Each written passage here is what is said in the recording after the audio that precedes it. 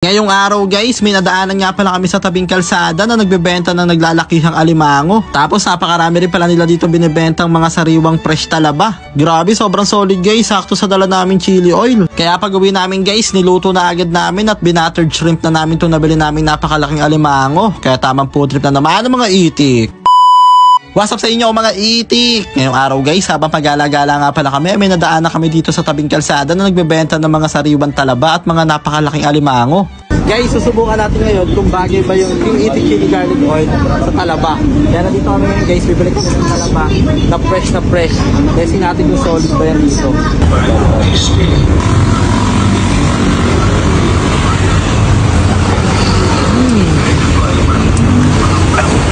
Solid. Kaya na si Barong guys, itikman na. Chili garlic oil. Dalihan niyo po!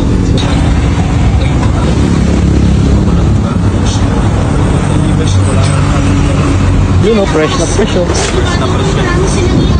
Talaba. Itik chili oil.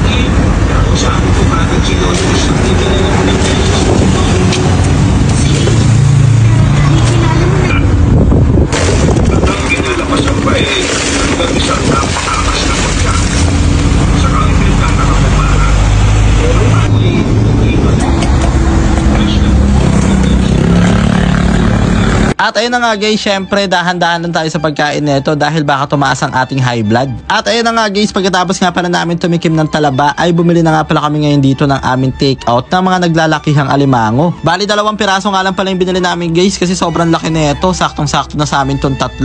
Kaya ayan, tinimbang na nga pala agad ni kuya at tumimbang nga pala siya ng 1.25. Kaya ayan guys, pinlex nga pala ni Baron dito yung binili namin para makapagpasikat pa siya. At syempre bumili na nga rin pala kami dito guys ng napakasarap nilang suka at talaba. At ayun na nga guys, nandito nga pala tayo ngayon kay Lokpo at uumpisa na nga pala namin lutuin ngayon yung nabili naming alimango. Bali ang lutong gagawin nga pala namin dito guys ay buttered garlic crab. So yun na nga guys, lulutuin na nga pala natin yung nabili nating crab kahapon. Bali ang lulutuin natin ngayon guys is buttered garlic crab. Yan, na may spring onion, tapos lalagyan natin ng soda yan guys. Ito nga pala mga kailangan natin, butter. Meron tayong onion na ginayat. Meron tayong spring onion at 2 pirasong crab. Yan guys. Ito nga pala, mainit ang ating kawali. Isasalang na natin ngayon itong butter.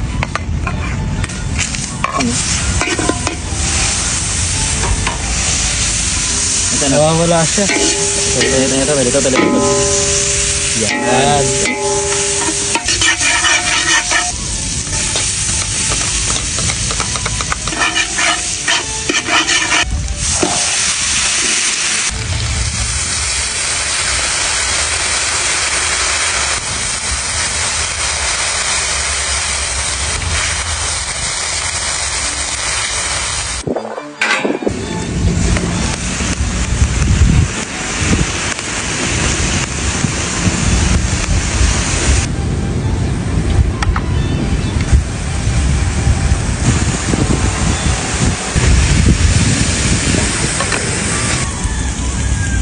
Yun na nga guys, titikman na natin yung luto natin. By the way nga pala guys, meron tayong available na po yung clothing natin sa ating Shopee. Tingnan nyo, ang ganda ng likod, di ba mga guys? Yan. Solid eh. The Adventure of Mingming and Lokbo. Yan. Sa mga gustong umorder, ilalagay namin yung link dito sa baba ng comment section. May iba't ibang kulay rin yan, Tol. May iba't ibang kulay yan mga idol. May iba-ibang size. Kaya ano bang inintay nyo? Kainan na muna tayo guys. Uy, sarap.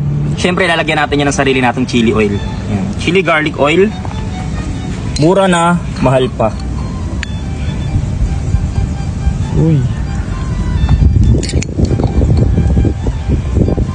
Dami, Tol.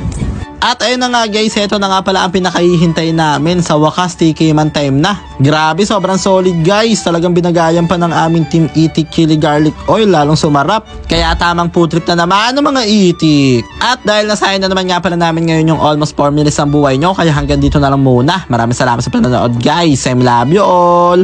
Mwah!